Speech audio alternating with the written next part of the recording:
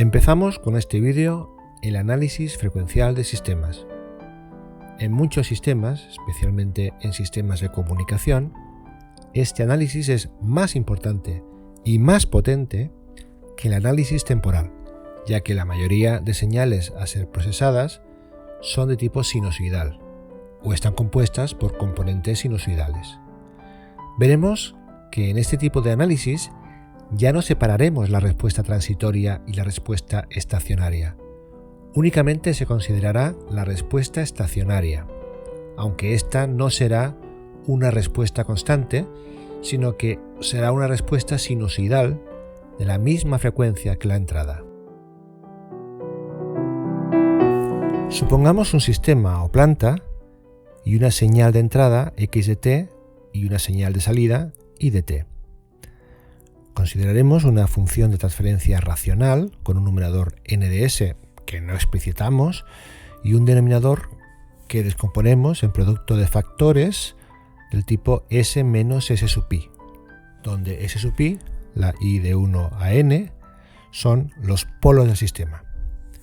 Supondremos que estos polos son todos de parte real negativa, es decir, que el sistema es asintóticamente estable. Consideraremos una entrada sinusoidal de frecuencia angular omega y amplitud x sub 0, es decir, una señal como esta. La transformada de Laplace de esta entrada es x sub 0 por omega partido por s cuadrado más omega cuadrado. El denominador lo podemos factorizar como s más j omega por s menos j omega. Para hallar la respuesta en el espacio de Laplace, multiplicamos la función de transferencia por la transformada de Laplace de la entrada, descompondremos en fracciones simples, decimos que s sub 1 hasta s sub n son los polos propios del sistema, cuyos residuos son a sub 1 hasta a sub n, y menos j omega y más j omega son los polos que son debidos a la entrada. Los residuos correspondientes les llamaremos b y b asterisco. La justificación de este nombre, b asterisco, es debido a que los residuos asociados a polos complejos conjugados son también números complejos conjugados, es decir, b asterisco es el conjugado de b. Si calculáramos la antitransformada para hallar la salida, tendríamos dos tipos de términos: los asociados a los polos propios, en rojo, y los asociados a los polos no propios, en azul. Si admitimos que el sistema es asintóticamente estable y todos los polos propios tienen parte real negativa, todos estos términos únicamente afectan al transitorio. Todas estas exponenciales tienden a cero cuando t tiende a infinito, y por lo tanto voy a prescindir de estos términos.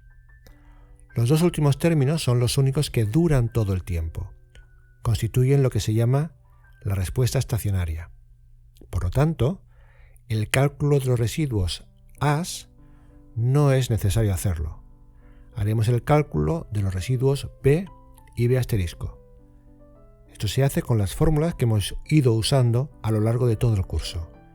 Nos queda que b es g de menos j omega por x sub 0 partido por menos 2j, y b asterisco es g de j omega por x sub 0 partido por 2j. Sustituyendo los valores de b y b asterisco, obtenemos esta expresión. Es fácil ver que como g de s es una fracción racional, g de j omega y g de menos j omega son también complejos conjugados, es decir, que tienen el mismo módulo y su argumento es igual pero de sentido contrario.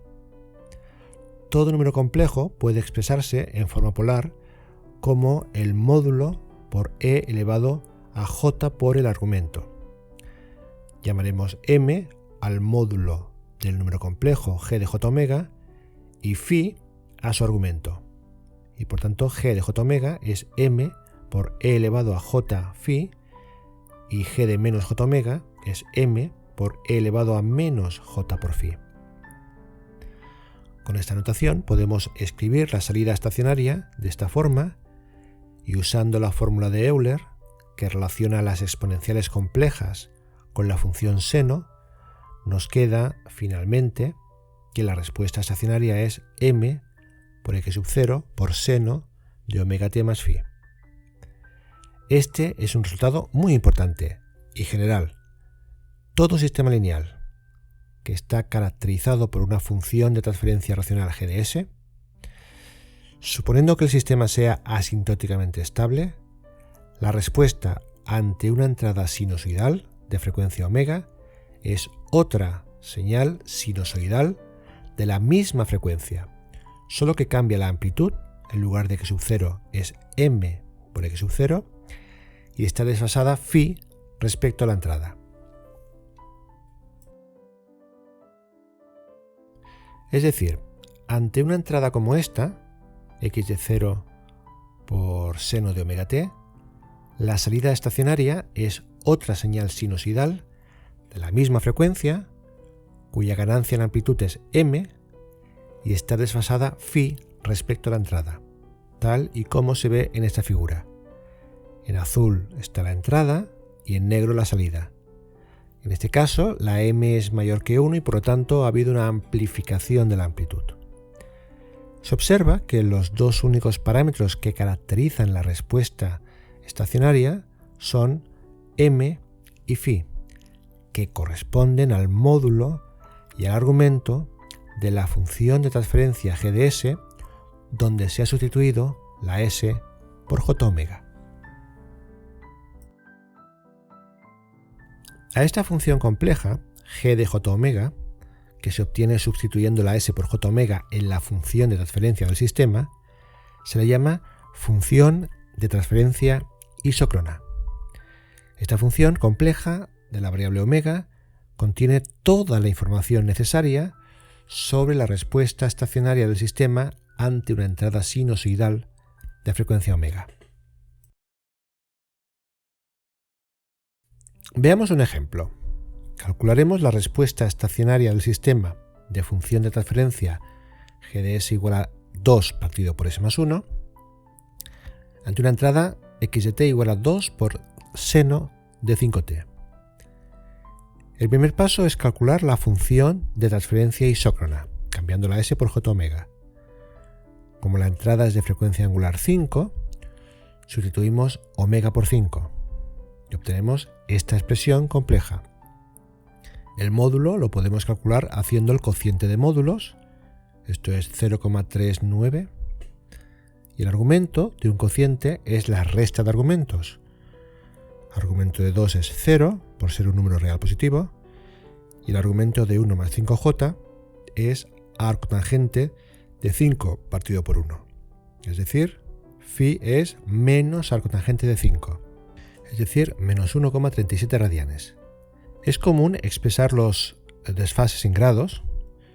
Esto se consigue dividiendo por pi y multiplicando por 180. Y queda, por tanto, un desfase de menos 78,69 grados. En esta figura se ha representado en azul la entrada y en rojo la respuesta estacionaria. La amplitud de la respuesta es menor que la amplitud de la entrada y vemos el desfase. Cuando este desfase es negativo y en valor absoluto menor que 180 o pi, aparenta que la salida está adelantada respecto a la entrada.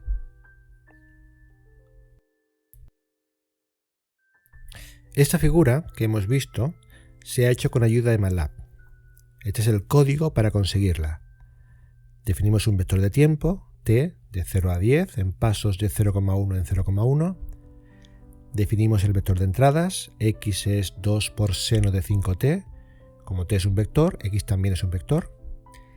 Y se obtiene con la amplitud 2 por 0,39, la misma frecuencia angular que la entrada, 5, y el desfase menos 1,37 radianes. La función plot permite dibujar las dos figuras, la entrada en color azul y la respuesta en color rojo. La instrucción hold on es para poder visualizar las dos gráficas simultáneamente sobre los mismos ejes. Además de la función plot, MATLAB permite hacer esto usando la función lsim. Esta función permite dibujar la entrada y la respuesta del sistema de función de transferencia g. Esta función tiene tres argumentos: la función de transferencia del sistema, g, el vector de entradas, x, y el vector de tiempos, t, tal y como los hemos definido antes. Nótese que la función LSIM también dibuja el transitorio que hemos obviado en el desarrollo que hemos hecho antes. Vamos a ver un segundo ejemplo. Vamos a hallar a qué frecuencia la amplitud de la entrada coincide con la amplitud de la respuesta estacionaria. Partimos de la función de transferencia isócrona, la función de transferencia sustituyendo la s por j⍵, y ahora hemos de ver para qué frecuencia el módulo es igual a 1.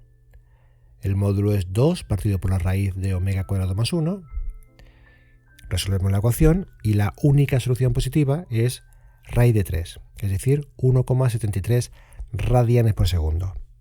Vemos en esta figura la comprobación de que si la entrada tiene frecuencia angular raíz de 3, la respuesta estacionaria tiene la misma amplitud que la entrada.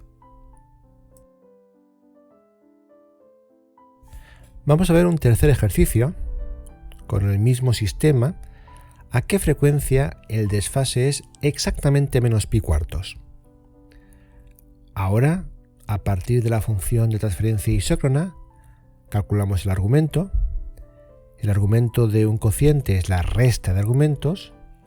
Argumento de 2 es 0 y argumento de j⍵ más 1 es arcotangente de omega. Por lo tanto, el desfase es menos arcotangente de omega. Lo igualamos a menos pi cuartos o menos 45 grados y obtenemos que omega es la tangente de pi cuartos, es decir, 1, y por lo tanto la frecuencia es 1 radián por segundo. Aquí hemos hecho la gráfica con MATLAB usando la entrada de frecuencia 1. Para comprobar que el desfase es exactamente menos pi cuartos, miramos la posición de dos máximos, uno de la entrada y otro de la salida. La entrada es la curva en gris de amplitud 1, la respuesta es la curva en azul. Vemos que el máximo de la salida está adelantado respecto al máximo de la entrada. Esto es porque el desfase es negativo. En tiempo esta diferencia es 14,9 menos 14,1, 0,8 segundos. Como el periodo de la señal es 2pi partido por 1, es decir, 2pi segundos, 6,28 segundos, el ángulo de pi cuartos, que es la octava parte de una oscilación completa, es la octava parte de 2pi, y por tanto 2pi segundos partido por 8 es aproximadamente 0,8 segundos.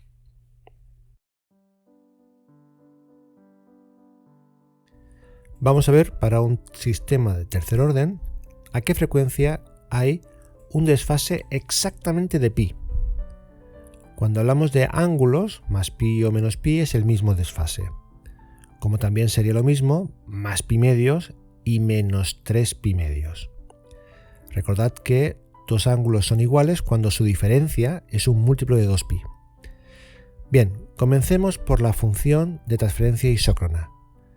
Para que el desfase sea pi, la función de transferencia isócrona debe ser un número complejo de argumento pi. Pero un número complejo de argumento pi es un número real negativo. Como la función de transferencia isócrona es el cociente entre un real y un complejo, para que el cociente sea real, el denominador debe ser real y por tanto igualamos la parte imaginaria a 0. Y nos queda omega menos omega al cubo igual a 0. Una solución es omega igual a 0, pero esta no nos vale, ya que g de j omega sería un real positivo. La única posible es omega igual a 1. Para esta frecuencia, g de j omega es menos 2, o sea, el módulo es 2 y el argumento pi. En esta figura se observa que la salida tiene amplitud doble que la entrada, es decir, la ganancia en amplitud es 2, y el desfase es exactamente pi. Los máximos de la entrada coinciden con los mínimos de la salida.